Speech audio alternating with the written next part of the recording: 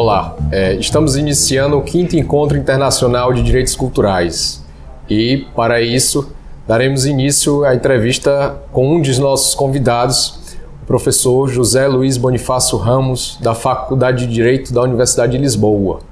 Professor, boa tarde. Gostaria de saudá-lo, em nome da organização do encontro que tem este ano o tema Partilhas Culturais, Processos, Responsabilidades e Frutos, e gostaríamos de fazer algumas perguntas ao senhor. Primeiramente, bem-vindo, E o que o senhor entende, então, por direitos culturais? Qual seria o grau de desenvolvimento dos direitos culturais hoje? Por um lado, muito obrigado pelo convite, que é muito gosto que eu aceito. Quanto aos direitos culturais, a minha ideia é de que os direitos culturais são um direito novo. Na verdade, no passado poderemos encontrar que há direito administrativo da cultura, ou direito constitucional da cultura, ou direito privado da cultura, vários direitos da cultura. E, na verdade, na minha ideia, nos últimos anos, há mesmo uma autonomização do direito da cultura, que obviamente se compõe de todas essas funcionalidades e todas essas especialidades, mas é algo que tem de alguma maneira sido construído nos últimos tempos e que alguns autores chamam os novos direitos. Portanto, na minha opinião, o direito da cultura integra um desses novos direitos. E sobre o nosso tema principal do encontro, o que o senhor então entende, na sua perspectiva, sobre partilha cultural? O que seria essa partilha cultural? Bom, isso eu também vou aprendendo com o encontro. Na minha opinião, e aliás foi o tema que eu escolho para o encontro, é o estudo a propósito dos bens culturais. E entendo que numa sociedade que obviamente é vista como a relação entre várias pessoas, faz sentido estudar o objeto cultural, objeto histórico, na perspectiva exatamente da testemunha da memória, do testemunho do passado. E então, essa perspectiva da relação entre o objeto e as pessoas é vista, ou pode ser vista, como uma partilha cultural ao lado de outras possíveis que outras pessoas podem abordar. O senhor falou em administração pública da cultura, de que forma é que um bem cultural ele pode ser pressuposto, então, dessa partilha a qual o senhor fez referência?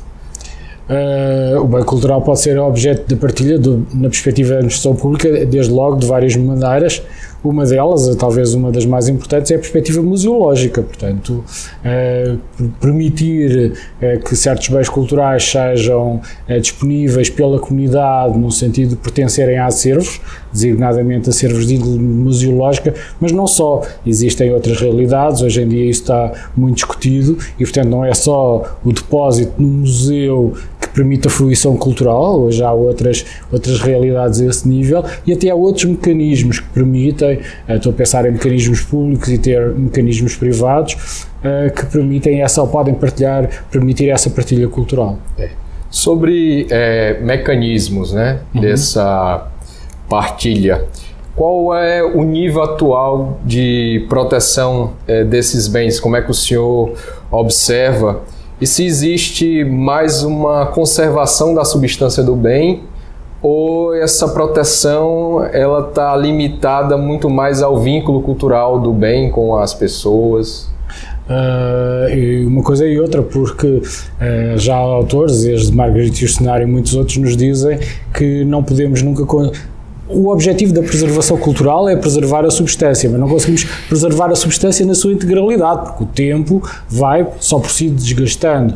Mas, por outro lado, é possível, tanto quanto é possível, preservá-lo em termos de mecanismos de preservação e relativamente ao vínculo, sobretudo para os bens móveis, é esses que interessam,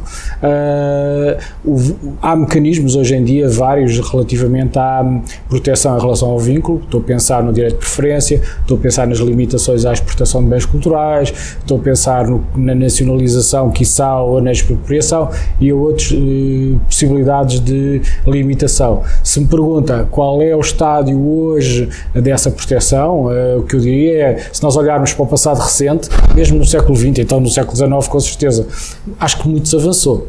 em termos de proteção. Basta pensar no século XIX nas questões ligadas, por exemplo, às invasões napoleónicas e outras, e no século XX a muitas outras coisas, desde as guerras mundiais a tudo isso. Portanto, muito se avançou na preservação, agora muito há a fazer.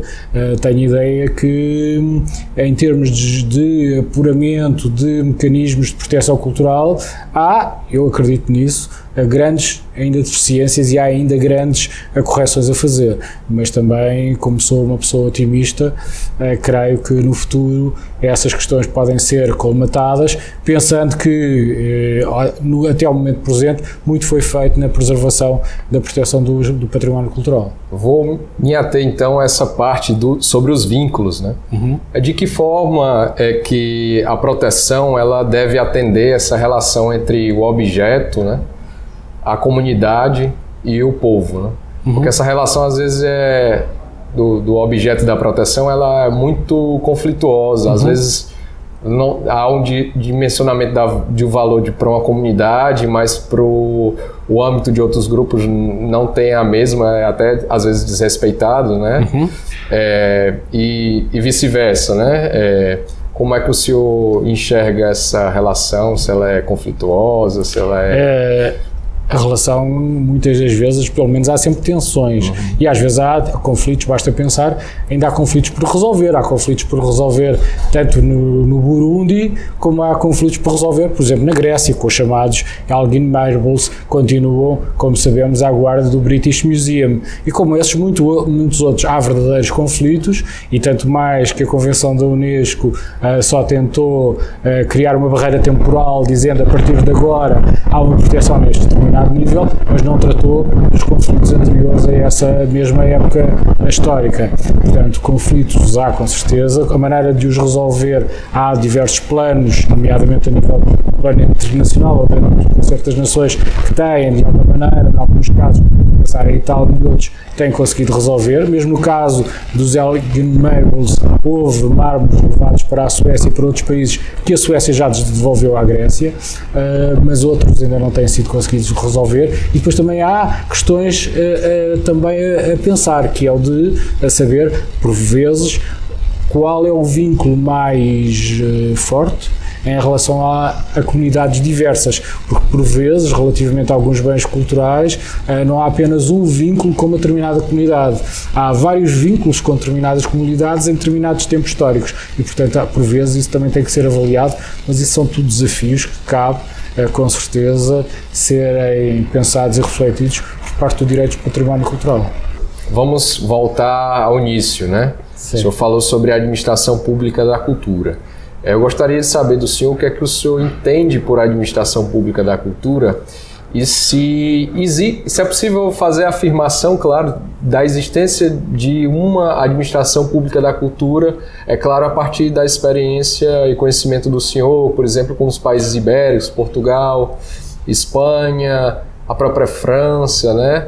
E em relação ao próprio Brasil, já que o senhor também já transitou por aqui e conhece o direito brasileiro, relativo à cultura, né? É possível fazer essa afirmação? Nos países que eu conheço melhor, sim, claramente.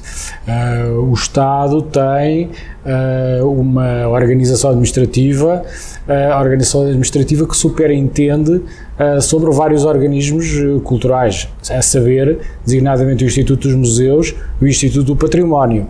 E até mais, há vários países, no caso os que eu conheço melhor, e por exemplo também a Alemanha, que há até teatros nacionais e companhias de bailado nacionais, para além dos museus e para além de toda a questão do chamado património histórico, como aliás no Brasil isso sucede. Portanto, o tombamento e tudo isso. A ideia que eu tenho, não só existe património e, obviamente, uma organização administrativa da cultura, o que eu entendo é que essa organização administrativa não deve nem pode sufocar toda a perspectiva de outros agentes que, de alguma maneira também se movem, se movimentam na área cultural. E daí a razão pela qual, por exemplo, há certas perspectivas, o caso da portuguesa que eu conheço melhor, que é a própria Organização Administrativa da Cultura que financia para atividades privadas. Atividades privadas a saber no cinema, por exemplo, o Instituto de Cinema fez isso muitas vezes, no teatro, na dança, nos transdisciplinares. Portanto, em síntese, a Organização Administrativa da Cultura sim, mas a cultura não é apenas a Organização Administrativa da Cultura, é muito mais do que isso, e o Estado não pode ter a vocação totalitarizante, de alguma maneira, de asfixiar outras iniciativas que o Estado deve, isso sim, apoiar perante alguns programas ou até tirar-se de atividades que muitas vezes os privados não querem, ou as fundações que não querem que o Estado intervenha. Professor, então agradeço aqui, finalizando a nossa pequena entrevista, né, a participação do senhor. Espero que o senhor possa aproveitar o quinto encontro e contribuir conosco para aprofundar esse importante debate, né, questões sobre os bens culturais, a administração pública da cultura e de que forma se dão essas partilhas em torno desses bens culturais importantíssimos para nós. Né? Sim, agradeço, obrigado.